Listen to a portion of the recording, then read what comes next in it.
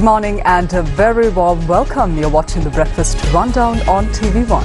I'm Therunee Karunaratne. We're coming to you live and direct from our Newsfirst studios here in Colombo.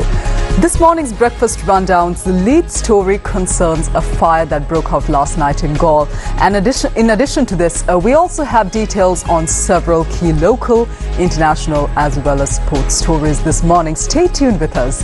We have all the news in detail. Let's move on to the top local story for this morning. A fire broke out last night at a construction materials store in Karunaratne, Akmemana. The Galle Road, which had been closed due to the fire, has now been reopened for vehicles. The fire broke out at about 10 p.m. last night. Residents and the police worked together to extinguish the fire, with 2 fire trucks from the Galle Fire Department also being deployed in the effort. The fire was brought under control after about 2 hours of an intense operation. The fire caused significant damage to the construction materials store. The cause of the fire has not yet been determined.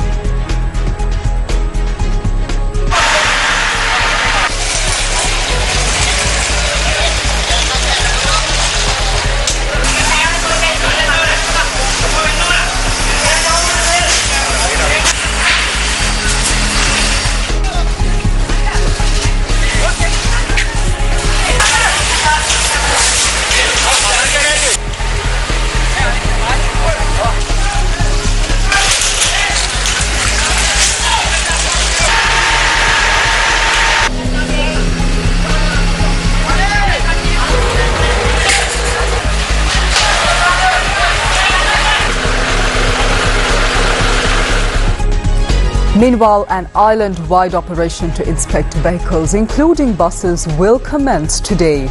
Over 7,000 traffic police officers have been assigned for this purpose.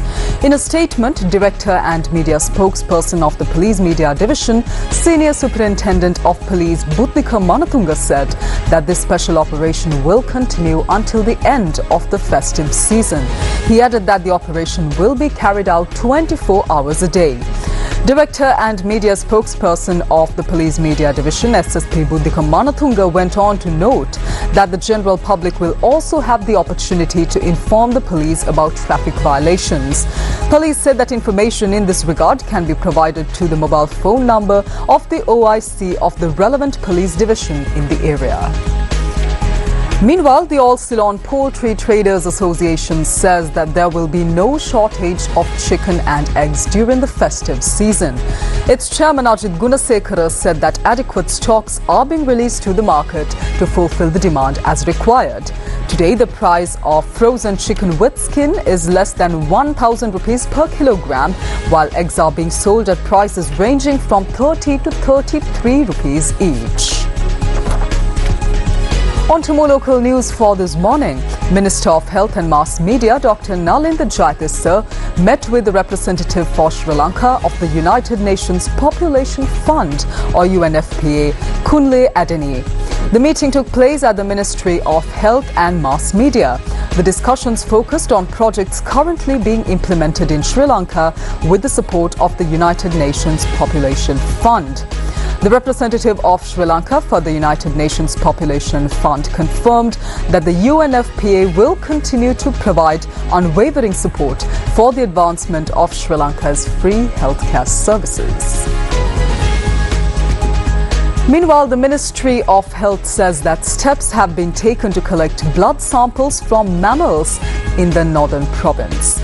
The epidemiology unit says that the samples were collected in relation to investigations concerning the recent outbreak of leptospirosis in the northern province. According to the Ministry of Health, the blood samples have been sent to the laboratory of the Department of Veterinary Services. Now, in the recent days, 8 people have died in the Jaffna district alone due to leptospirosis. The Ministry of Health said that with the rainy weather conditions, there may be an increase in the number of leptospirosis cases reported in the northern province in the near future. Now, over the past year, approximately 12,000 leptospirosis cases have been reported in the country. The Ministry of Health also mentioned that nearly 200 people have died from this disease this year.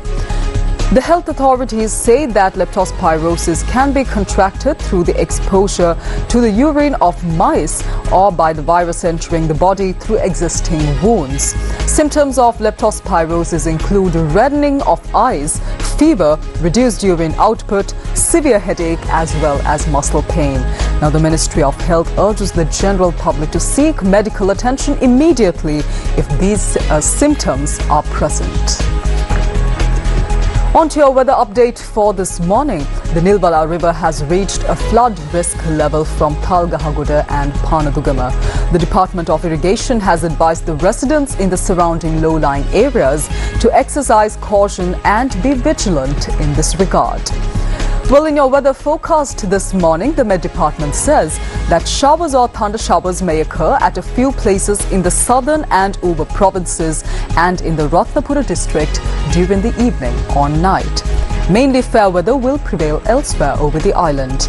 Misty conditions can be expected at some places in the western, Sabaragamua, central, southern and Uber provinces during the morning hours as well. And as always, the general public is requested to take adequate precautions to minimize damages caused by temporary localized strong winds and lightning during thunder showers. Let's move on to news overseas for this morning. We have two international news items. The first one comes in from Russia and Slovakia.